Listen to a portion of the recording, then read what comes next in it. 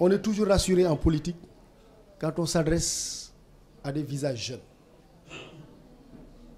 Pour au moins 2 raisons. La première, c'est que les visages jeunes ou les jeunes constituent une bonne partie du corps électoral. Ce n'est pas la partie majoritaire du corps électoral, non. Mais c'est une partie significative du corps électoral, premièrement. Deuxièmement, c'est une partie du corps électoral qui représente l'avenir. Parce que l'avenir, c'est vous. Hein.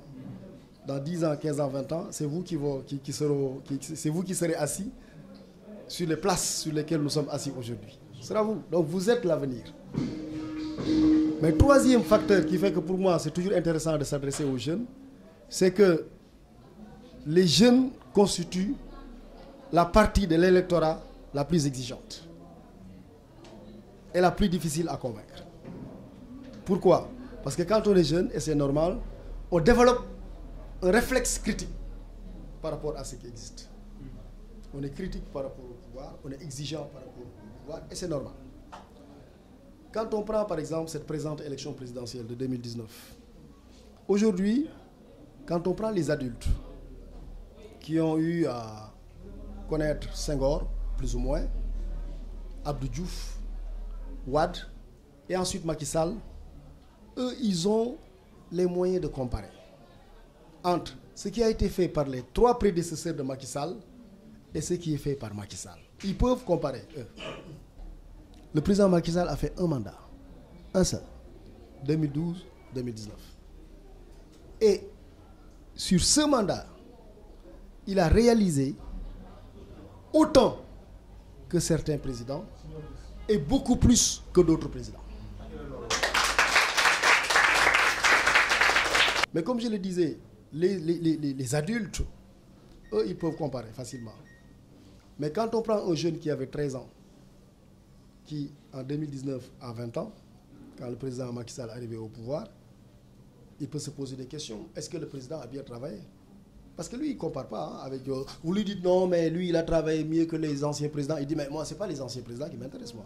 C'est ce président que je connais. Ne me comparez pas. Lui, qu'est-ce qu'il a fait?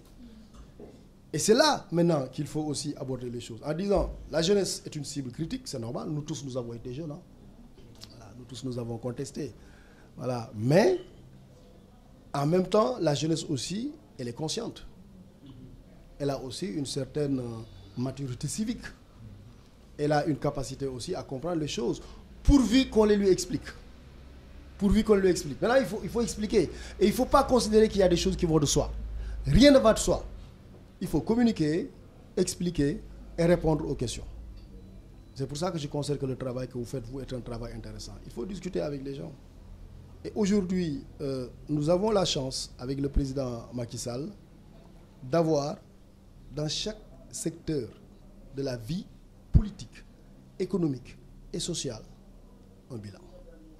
Ça veut dire qu'on n'a jamais dit que tout est parfait. C'est de la démagogie d'ailleurs de dire ça. Mais sur tous les domaines, il a fait progresser le pays. Sur tous les domaines, il a apporté une valeur ajoutée. Sur chaque question, il a fait progresser le pays. Et non seulement il a fait progresser le pays, mais il dit, le pays a progressé, mais c'est insuffisant.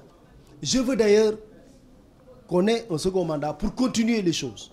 Et mieux les faire d'ailleurs. Autrement dit, si vous avez un président qui fait sur un mandat toutes ses réalisations, s'il a 2 mandats, évidemment, c'est le visage économique, politique et social du pays qui va changer.